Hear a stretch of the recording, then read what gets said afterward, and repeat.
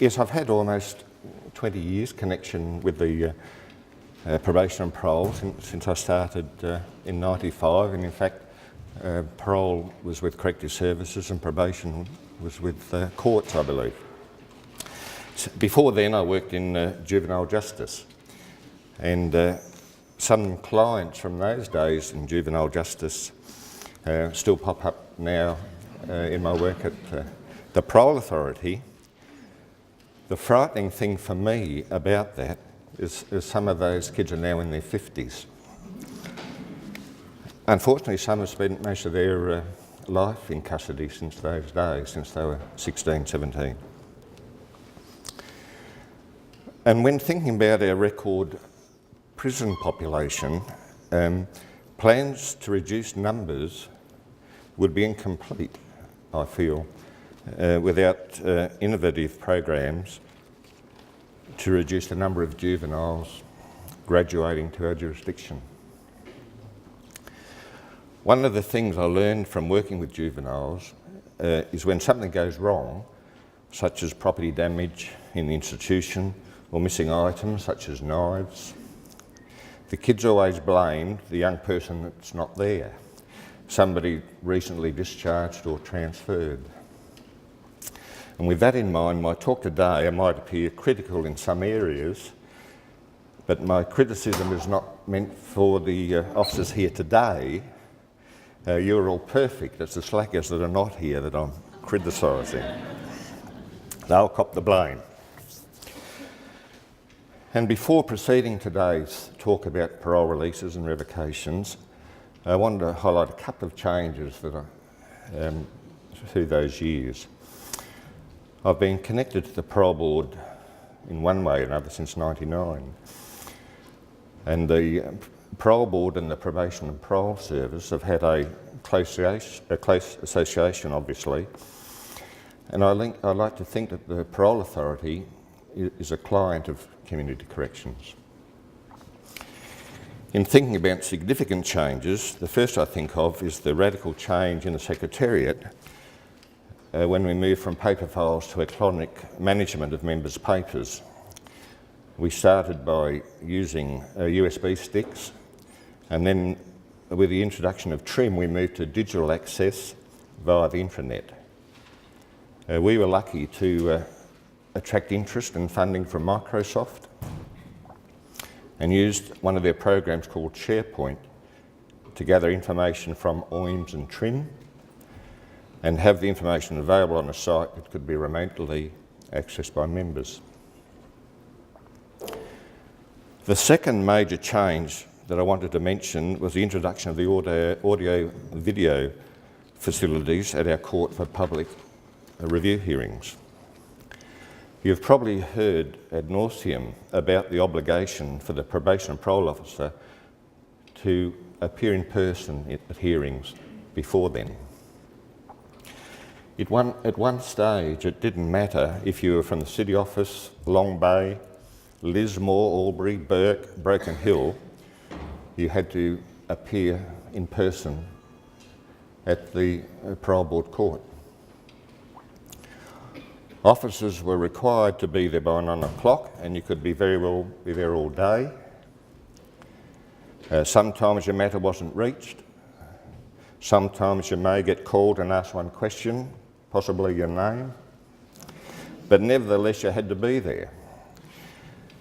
And my first position with the board was representing country officers to save them travelling to Sydney, because if you're coming from a long way away, it was usually meant about 3 days out of your week to get to Sydney, to appear at the board and go back the next day.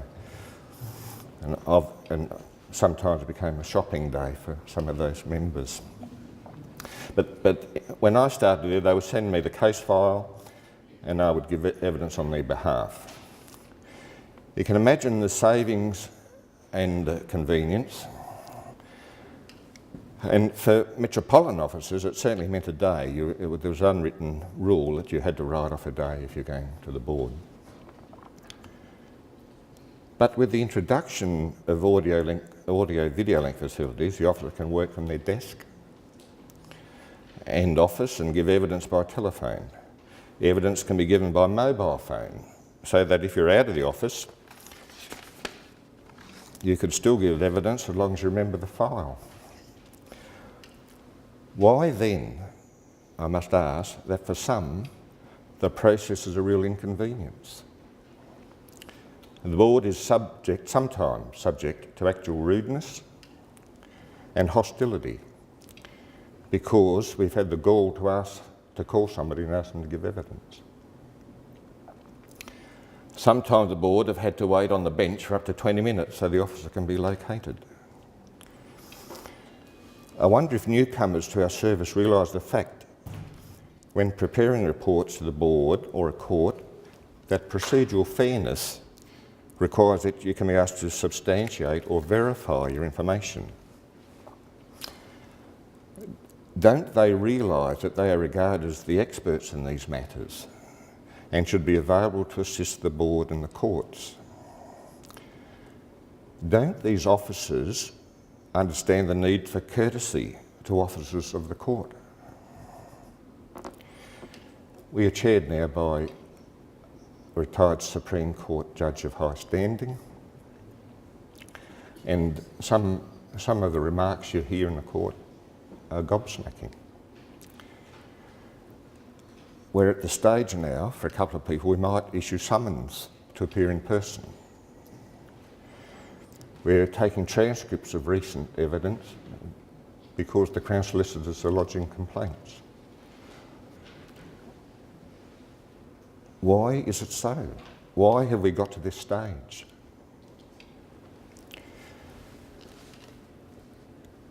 But the biggest change I perceive, in my opinion, is a cultural change. I reckon we have gone from managing risk to being risk averse, and now I think we're terrified of risk. How did we get to this stage? Reducing recidivism meant incarceration. Of course it does, but just for a little while. Most of us aim for an offender to stop reoffending, not just for the parole period, but for the rest of their life. But the concentration now is on the actual sentence, and if the offender finishes the sentence, well, that's that.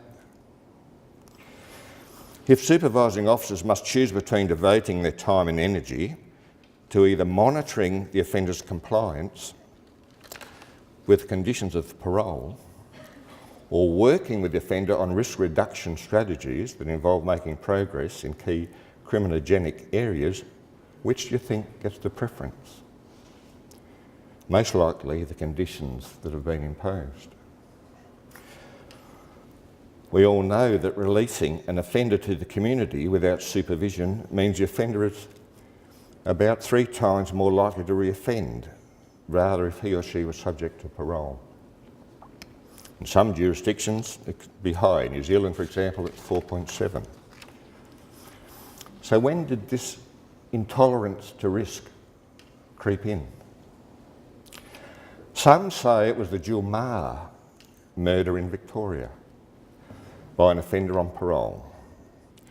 Now, this situation was exacerbated by a New South Wales parolee on parole for murder and allegedly attacking a young woman in Hunters Hill the night before Bailey was sentenced in Victoria. But I think it started earlier than that. And I have the view that the introduction of the Campbelltown venture, the Commissioner's Compliance Group, was a forerunner to intolerance to risk. It's my view. The very name compliance then and the subsequent community compliance and monitoring group signalled an emphasis on reporting non-compliance with a view to return the offender to custody. That's my view, and you may disagree. But not only that, we had well-meaning officers. I'm not criticising officers of the Community Compliance Group. But we had well-meaning officers whose own professionalism and competence was overridden by intimidating management that offered little support if the offender happened to breach parole. I think I've touched on one of the problems of being frightened of risk, and that is the fear of getting into trouble with superiors. I guess I'm talking about backside covering, if I'm going to be honest. An officer worried about what would happen if the offender who or she is trying to manage reoffends. It is easy to simply apply to return them to custody at the first sign of non-compliance. And this worry by officers about support or lack of it is at the heart of intolerance to risk. An officer's supervisor worries about the support from a manager. The manager worries about the support from a director. The director worries about support from the assistant commissioner, who worries about support from the commissioner. And the commissioner worries about support from the minister. And the minister, of course, and the government are worried about getting into trouble with the media. Okay, the shock jocks, the Telegraph. So it goes right up to there. That's where our masters are.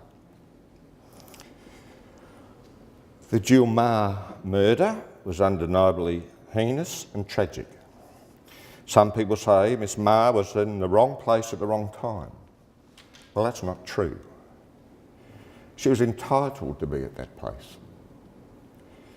It was Bailey who was the wrong place at the wrong time. And then there was Leary in New South Wales, altogether different from Bailey. Yet an official inquiry was ordered into his release and his supervision. It is no surprise our colleagues at the Hornsby office were found to have managed this offender professionally and competently. Spar's decision to parole Leary was proper.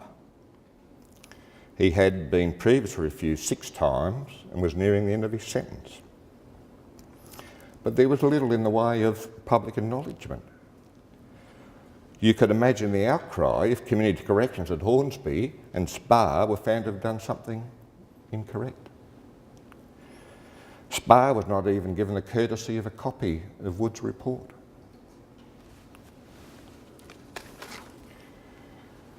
In the last 20 years or more, Spar has never released a murderer who subsequently went on to murder while on parole.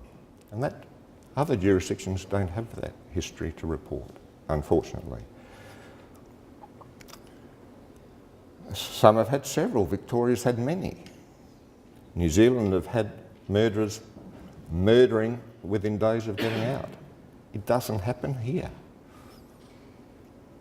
But Leary came close. Now, has all this had an effect on the prison population? Yes. Prison population is at record numbers. Prisoners serving balanced parole make up a significant number of the population. The number of offenders being received into custody includes a significant number of offenders revoked for technical breaches of parole. That is, for supervision conditions. By technical breaches, I mean offenders revoked for breaches of supervision conditions other than reoffending. My understanding is that it is policy to advise SPAR of all breaches, including any and all drug use. SPAR will more and more simply note some of these reports in the future. And as you would agree, it is simply counterproductive to return some of these offenders to jail. And I'll tell you why. Some genius came up with a 12-month rule. Offenders returning to custody for some of these technical breaches are required to serve out 12 months, or the balance of their sentence if it's less than 12 months.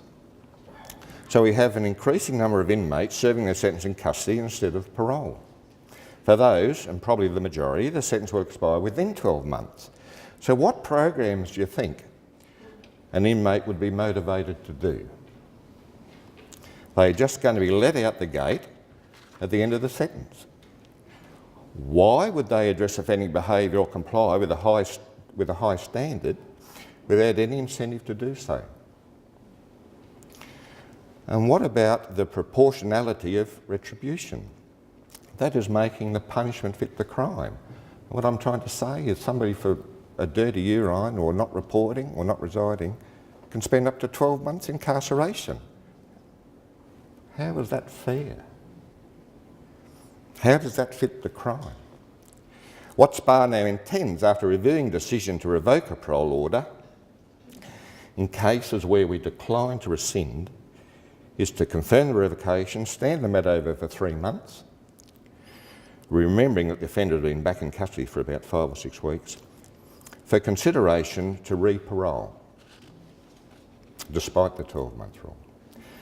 Because of the recent amendments, we will be able to use provisions of manifest injustice where applicable. This will provide an opportunity for motivation to attend relevant programs and obtain a favourable report from Community Corrections for release. This also provides the opportunity to benefit from supervision on parole, rather than do nothing in jail for the balance of the sentence. In 2013, last year, SPA revoked 2,334 parole orders. Now, of those, 1,061 were for technical breaches. That represents a significant portion of receptions received by corrective services in 2013. As a percentage of new receptions in 2013, revocations were about 15%. About half of those would be for technical breaches. Now, some of the challenges caused by technical parole violators: overcrowding of correctional centres, cost of the bed days driving up the budget. Recidivism remains high due to the revolving door. And punishment is not in proportion, which I talked about earlier. We need then to convince the decision makers of other options other than revocation, particularly for technical breaches. You could think of some yourselves. Some options may need legislative amendment. For example, get rid of the 12-month rule, particularly for revocations. Adopt some of the drug court sanctions, such as a few days in custody. Allow for more substantial technical breaches to be dealt with by a 3-month incarceration penalty with the option to impose further 3-month sentences. Imposition of home detention for a short period. Imposition of community service. Official reprimand by a director or SPA at a public hearing. There's others that wouldn't require changes to legislation. Curfews, more regular reporting, referral to programs and or treatment. About the policy on drug use. I'm aware that the policy requires officers to report parole use of prohibited drugs to the parole authority. And there's not much you can do about it. But what worries me in the circumstances of a parolee admitting drug use is the matter of trust in the casework process. How can meaningful progress between the work and the client be developed and maintained in the absence of trust?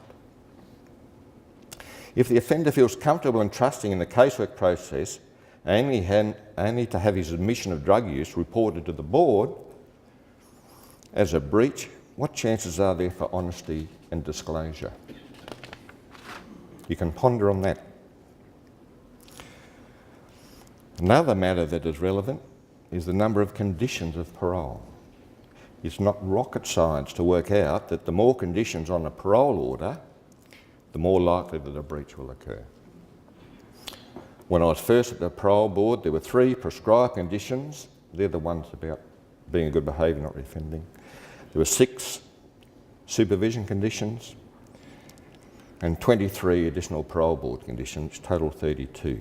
We now have 3 prescribed conditions, 11 supervision conditions and 28 additional conditions that can be imposed by SPA, a total of 42. So I intend to arrange a working party to review the conditions of parole and I welcome any suggestions and contributions. And now turning to the granting and refusal of parole. SPA is recognised as having a robust reputation in the process of considering, granting or refusing parole. We are expected to be fortune tellers in a way and predict the future.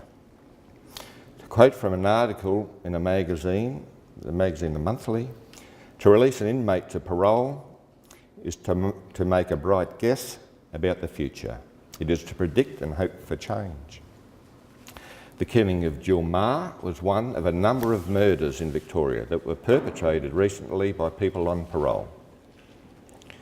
In his review, Justice Callanan found that the parole process had failed to protect the populace because it had not adequately assessed the likelihood of the inmates reoffending. From now on, the Victorian Parole Board must show that there is a negligible risk of serious offenders committing other crimes before granting them parole. But even the most sophisticated risk assessment is no crystal ball. At the time that Justice Callanan represented his review, retired Supreme Court Judge James Wood completed his report into release of the man who had allegedly attacked the woman at the Sydney bus stop, and I mentioned it earlier. The report will not be publicly released. However, New South Wales Attorney General Greg Smith announced Wood's findings. The State Parole Authority had decided it was in the public interest to release the man, having learnt details of his rehabilitation, and that the offender had a good support network, would be living with his parents, had a job, would be attending counselling, and planned to continue his education. Wood found that the offender's level of parole supervision was appropriate and that he complied with his parole conditions until the alleged attack. The sharp truth is that the attack could not have been predicted. We can speculate all we like, but we can't foretell what any of us will or won't do. A person's transformation is a sort of a riddle that only makes itself apparent after the fact. In 2013, the Parole Authority granted parole to 24 serious offenders and refused parole to 62 serious offenders. See? A noticeable change that's crept into the releasing process over the last 5 or 7 years or so is the opposition of the Commissioner on behalf of the state to the granting of parole for some serious offenders, and by the Commissioner opposing parole in many other cases. In 2013, the Commissioner, on behalf of the state, opposed the release of a serious offender on 15 occasions. Now remember, we only paroled 24. Submissions are not made when SPA intends to refuse parole, obviously. For non-serious offenders, the Commissioner opposed release on 12 occasions. But so far in 2014, the Commissioner has opposed parole on 11 occasions. You would be aware that pre-release reports, including recommendations for release, are prepared by corrective services. That is, community corrections officers. There is a corrective services officer on the Parole Authority. That is, the community corrections representative. For serious offenders, SORC submitted a report, and SPA cannot grant parole unless SORC advise that it is appropriate to do so. There are corrective services officers serving on SORC. One would be entitled to wonder then, does the Corrective Services Commission know something his officers don't? If you asked yourself the question, why does the Commissioner oppose parole when his officers recommend parole, what would be your answer? I'm not critical of the Commissioner. It has been a practice since 2007 and introduced during the previous Commissioner's tenure. The practice is prescribed in legislation, so he has statutory authority to make submissions. I'm sure he genuinely believes that it is his duty and role to do so, whether it is political or not, and believes that there are expectations from his superiors to continue that practice. Like you and I, he has people in superior and supervisory positions above him in the organisational chart. The state has always had the opportunity to make submissions opposing parole for serious offenders. But there is a question of morale. for institutional community correction officers in having their recommendations opposed by their commissioner. I'll leave that thought with you. There are no problems having a contradictor in the public hearings to balance the arguments of the offender's legal representative. I think that's a good idea. But should they be instructed by the Commissioner of Corrective Services?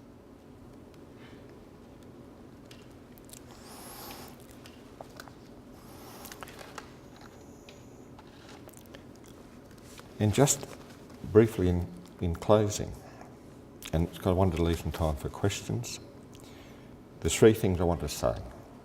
One, I think an ideal goal would be to devote the efforts we give to returning offenders to custody into efforts to keep them out.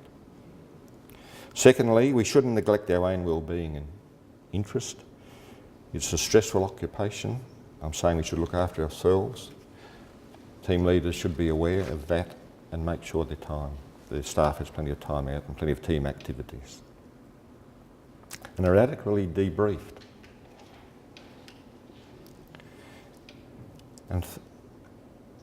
And thirdly, the profession of probation and parole officer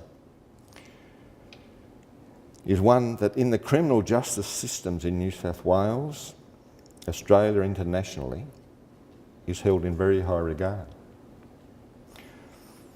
So I refer to the current title of Community Corrections Officer. I understand in a way the change in title. Officers do more than probation and parole work. My challenge then for community corrections officers is to ensure that the well-respected reputation and standing of the profession of probation and parole officers are continued or even enhanced in your role as a community corrections officer. Thanks for having me here today.